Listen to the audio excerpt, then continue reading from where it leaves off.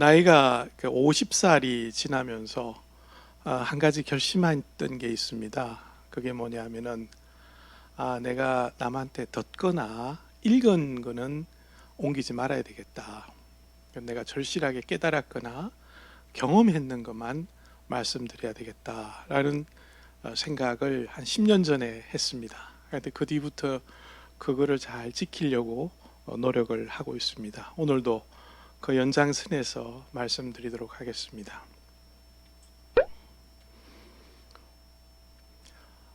저는 지금부터 딱 60년 전에 경북 상주에서 태어났습니다. 저는 태어나면서 지금까지 한 60년 이렇게 살면서 늘 내가 굉장히 그 큰 혜택을 받은 게 있다면은 훌륭한 부모님을 만난 거다라는 생각을 합니다.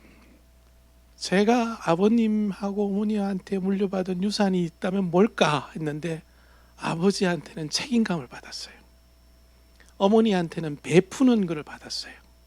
그래서 이 두 가지를 다른 어떤 것보다 귀한 유산이라고 생각하고 그리고 지금까지 그거를 실천해 오고 있습니다.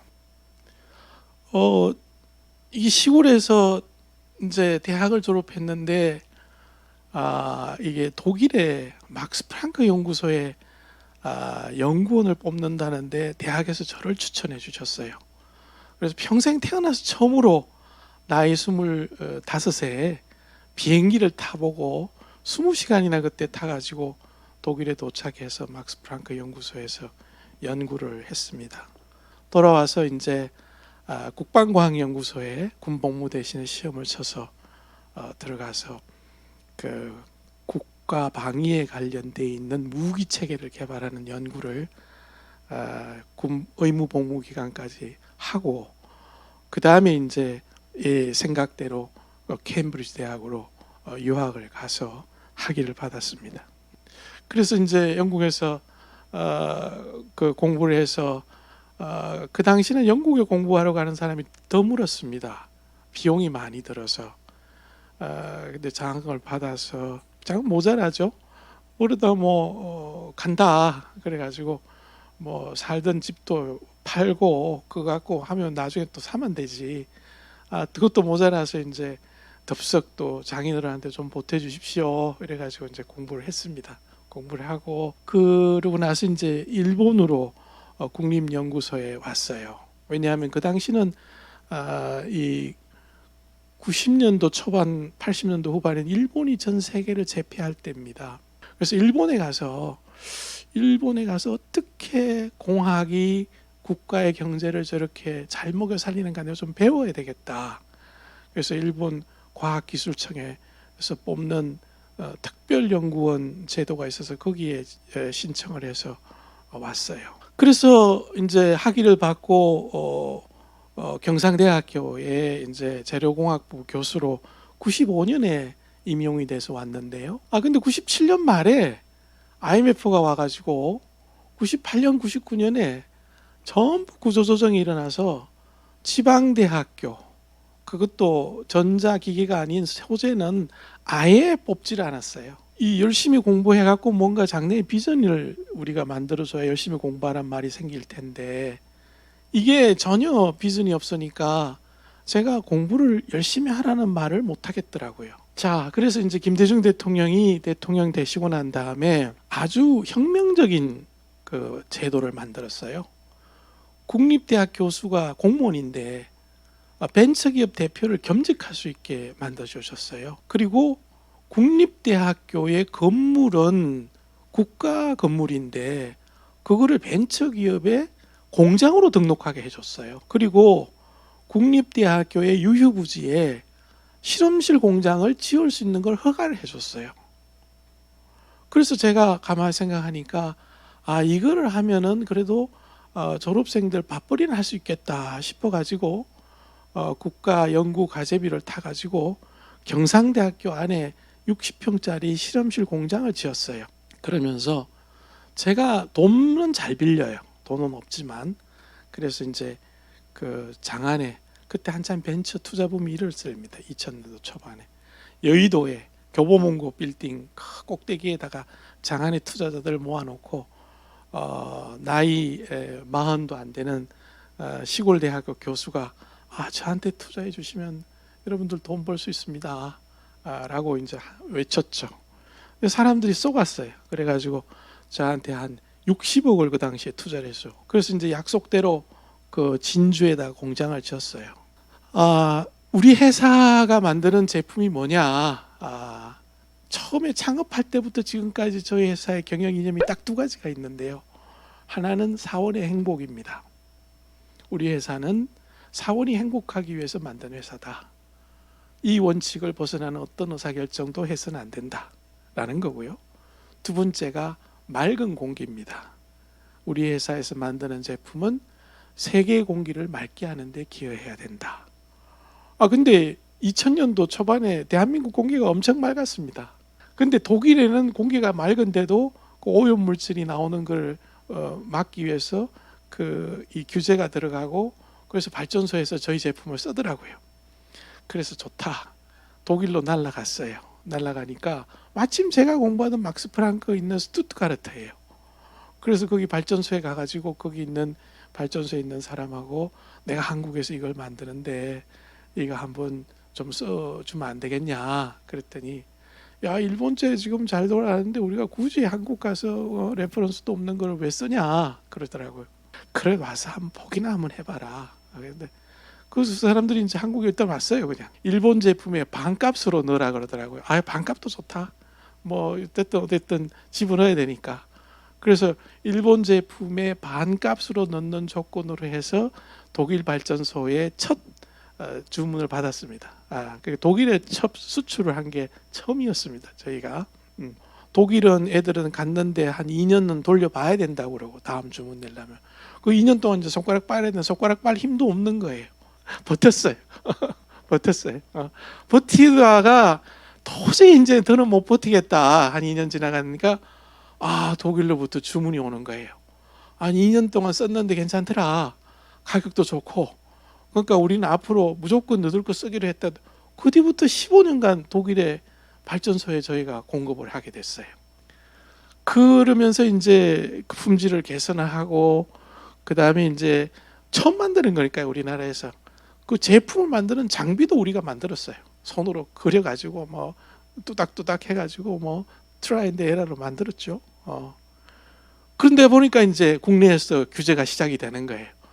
이게 지금 미세먼지, 초미세먼지 원인 물질에 대해서 가장 많이 배출하는 발전소부터 규제가 시작이 돼서 보령 화력부터 이제 넣기 시작해가지고 뭐 국내 발전소에 다 넣었어요. 그래서 상주에 15,000평에다가 아주 멋지게 지었습니다. 근데 기술이라는 게 이제 우리가 뭐 노력한다고 되는 게 아니고 잘 아시는 분들이 와서 정성을 갖고 지도를 해줘야 가능합니다. 근데 독일의 대학의 교수들, 엔지니어들이 그 독일에 처음에 그렇게 인연을 맺고, 제가 유럽에서 공부하고 독일에서 공부한 이후로 오면 이제 말이 통하고 서로 대화가 되니까 그분들이 와서 재미가 있었어요. 한국에 와서. 그래서 자주 오시고, 그들이 와서 온 김에 우리 회사 직원들한테 기술을 가르쳐 주는 거예요. 그래서 이 교수분이 우리 탈질 촉매 기술을 가르쳐 주고, 이 교수분도 오셔가지고 가르쳐 줬는데 기술을 가르쳐 주는데 인색하지 말자, 이런 생각을 갖게 됐죠. 우리 회사에서 만드는 거는 이런 그 제품을 만듭니다. 그래서 벌집 모양으로 이게 흙을 압출을 해갖고 떡가래 뺏듯이 압출해갖고 뭘 뽕뽕뽕뽕 내면은 오염 물질이 있는 배기가스의 오염 물질이 이 튜브를 지나면서 이게 오염이 전혀 안 되는 순수한 물질로 바꾸는 그런 필터를 만듭니다. 그래서 그렇게 하다 보니까 한 20년 하다 보니까 우리가 처음에 회사 만들 때 했던 경영 이념인 맑은 공기라는 게 참 의미가 있구나. 공기를 맑게 하는 게. 그리고 또 우리가 한국의 화력발전소에는 70%를 공급하고 전 세계 선박용 디젤 엔진에는 한 90%를 공급합니다. 그래서 우리가 그 초미세먼지를 제거하는 우리가 1위 기업이다. 남들이 몰라서 그렇지. 그래가지고 우리 국도 3호선에서 이렇게 지나가면서 찍은 사진입니다. 우리 회사 밤에. 그 이후로 이제 저희 회사의 목표가 이제 글로벌 기업이 되는 거다. 어떤 의미에서 세계적인 기업이 되기 위해서 그 각 그 포스트가 되는 주요 지점에 마케팅 오피스를 열고 그에 담당하는 분들을 모아서 이제 마케팅 미팅, 글로벌 마케팅 미팅을 하는 단계가 됐었습니다. 그러면서 이제 이 제품을 이제 글로벌 시장에다 우리가 팔아야 되겠다. 서유럽은 이제 뭐 리뉴어블 에너지 쪽으로 가니까, 그렇지만 동유럽 뭐 폴란드니 이런 쪽은 아직도 석탄으로 발전하니까 그런 쪽에 가서 파는 거죠. 폴란드, 그 다음에 이제 베트남에도 우리가 북용 발전소에도 팔고, 그 다음에 핀란드의 바질라라고 세계에서 처음으로 디젤 선박용 디젤 엔진을 만드는 회사가 있습니다. 이제 처음에 제자들 일자리를 만들기 위해서 대학에서 창업을 했는데, 이제는 글로벌 기업이라고 하기는 할 수 없지만 그로 가는 과정에 첫 발을 디뎠다라는 거죠. 제가 살면서 세 가지를 꼭 해야 되겠다라고 생각을 했는데, 하나는 공학 교육의 롤 모델이 돼야 되겠다. 그거는 우리 백남상을 주시면서 어느 정도 됐다고 봐요. 두 번째는 중견기업 성계의 롤 모델이 돼야 되겠다. 그게 무슨 이야기냐? 우리 창업하신 분들이 혼자 이룬 기업이 아니에요. 같이 뜻에 동참해서 평생의 청춘을 바쳐서 이룬데, 창업하신 분들이 늙으면은 그 동지들이 쓸쓸하게 퇴장을 합니다. 아무것도 가지지 못하고. 그리고 창업자의 아들은 그 회사를 받아가지고 또 뭔가를 하고 폼을 잡아요. 그러니까 자기 아버지가 정말 훌륭한 일을 했다고 아버지가 생각을 하는데, 그 자식 입장에서 보면은 이게 쓸쓸한 거예요. 나도 저렇게 살아야 될까? 그게 이제 모든 젊은이들의 그 패배감의 원인인 거죠. 이렇게 하지 말아야 되겠다. 이렇게 하지 말고 창업을 해가지고 회사를 일구면은 그 회사가 어떤 형태로 성장하면은 기여한 사람이 그게 대표가 돼야 되겠다. 그리고 그런 회사를 많이 만들어서 대표로서 자기가 건강이 허락될 때까지 일을 하고, 또 거기에서 기여한 사람이 올라가게 해야 되겠다. 그럼 나는 내가 돈을 많이 은행에서 빌려고 투자하는 바람에 제 지분이 적어요. 지분을 팔아서 하는 바람에. 그러니까 내놓기도 쉬워요. 그래서 나는 이걸 갖고 그런 것들이 잘 이루어지는지 감시하는 역할을 하겠다. 이걸 내놓고. 그래서 그런 생각을 가졌어요. 그래서 이제 첫 번째 보면은 우리가 2019년도에 매출 1,000억을 했는데, 회사를 하나, 둘, 셋, 넷, 5개의 회사 요건 그때 만들 예정이고 했어요. 그래서 제일 기여한 사람을 거기 각 회사의 대표로 보냈어요. 그러고 난 다음에 제가 그 2019년도는 이렇게 5개의 회사가 있었는데, 내가 5년 후에는 7개 회사를 만들고, 그 다음에 10년 후에는 훨씬 더 많은 회사를 만들어서 이 회사를 만드는 데 기여한 사람을 그 대표로 보내가 자기가 보람을 갖고 일하게 그렇게 해야 되겠다. 그래서 돈을 자식한테 대물림하는 이런 태보하는 역사에서 희망을 주는 우리 역사로 기업의 역사를 바꿔야 된다. 그거의 롤 모델을 제가 한번 해보겠다라는 생각을 갖고 있습니다.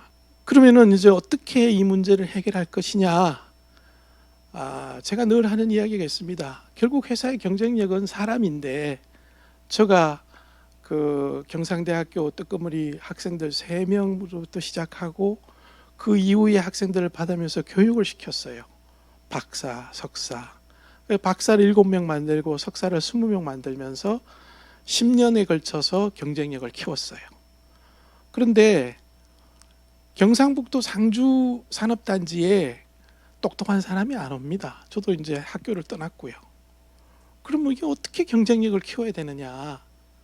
이 코로나가 딱 오니까 우리나라가 이 안전한 나라가 돼버렸어요. 전 세계에서. 미국 가면은 흑인이 목줄라 죽이기도 하고 총 맞아 죽기도 하는데, 한국 가면은 그래도 사람 대접 받는다는 거죠. 그다음에 두 번째, 코로나가 비대면 교육을 활성화시켰어요. 그래서 상주에서 근무를 하면서도 외국의 훌륭한 대학에 학위를 받을 수 있는 거예요. 자기 자녀들을 데려와도 영어로 비대면 교육을 받을 수 있는 거예요. 그러니까 경계가 없어져 버렸어요. 그럼 이때다. 이때 제가 그 이디오피아의 최고 학부인 이디오피아 MIT인 아디스아바바 대학의 학부를 졸업한 학생들을 후원을 해주고 있거든요. 그래서 이 학생들 중에 최근에 학위 받은 사람을 하나를 뽑았어요. 박사 학위 받은 친구를. 또는 저희가 인도하고 그 기술 이전 계약을 하지 않습니까? 그러니까 인도에서 많은 우수한 인재들이 와서 한국에서 교육받고 직업을 갖기를 원해요. 그래서 이런 애들 받아가지고 그리고 우리 R&D 시켜서 그래서 우리 글로벌 기업으로 만들게 하자, 이런 생각을 갖고 있습니다. 우리나라가 제조 강국이 다시 되려면은 전 세계 못 사는 나라에 똑똑한 사람 데려와서 한국 국적을 줘야 됩니다. 근데 저는 언젠가는 우리나라가 통일이 된다고 봅니다. 그래서 우리가 10년 후에 이제 1조 매출을 하는 기업이 되고, 그리고 대한민국이 통일이 됐을 때 내가 갈고 닦은 실력을 갖고 어떻게 발휘를 할 수 있을까 늘 생각합니다. 그래서 우리 회사에 이런 모형이 있어요. 이 모형이 뭐냐? 친환경 석탄 화력 발전소 모형입니다. 오염물질이 하나도 나오지 않는 석탄 화력 발전소. 북한에 석탄은 많으니까 내가 통일이 되면은 산업을 일으키기 위해서 전기가 필요한데 제일 싼 전기는 북한에서 안정되고 제일 싼 전기는 석탄 발전이다. 그걸 오염이 없는 친환경으로 짓는 석탄 화력 발전을 지어야 되겠다. 그게 이제 첫 번째 제가 해야 될 일이다 앞으로. 그다음에 두 번째 해야 될 일이 뭐냐? 북한에다가 히토류 광물 정제 공장을 지으면은 이건 정말 논한다. 원강이 워낙 좋으니까. 근데 그 원료 공장을 해본 사람이 해야 될 거 아니냐. 우리는 중국에다가 저 오지에다가 원료 공장을 만들어본 경험이 있으니까 북한에 히토류 광산이 있는 데다가 히토류 정제 공장을 지으면 4차 산업에 이건 절대적으로 필요한 거니까 이 두 가지 내가 이제까지 20년 동안 쌓아온 경험과 그다음에 시장 산업을 잘하는 이 두 가지, 친환경 석탄 발전소, 북한의 히토류 정제 공장, 이 두 가지를 내가 북한에 짓는 거는 나의 사명이다. 왜냐하면 내가 공대를 나와가지고 배운 기술로 새로운 산업을 일으키는 게 내가 해야 될 일인데 이걸 통해 가지고 북한의 산업을 일으키고 북한의 삶의 질을 높이게 하는 것이 그 사람들의 자유와 인권을 높이는 일이 아니겠느냐. 그걸 내가 마지막 순간까지 할 수가 있다면은 그러면 정말로 나는 기쁜 마음으로 그 소명을 마치고 갈 것 같다. 요즘 행복합니다. 왜냐하면은 제가 가야 될 방향이 분명하고 그다음에 어려울 게 없습니다. 하던 거 계속 하면 됩니다. 그냥 고맙습니다. 감사합니다. 네.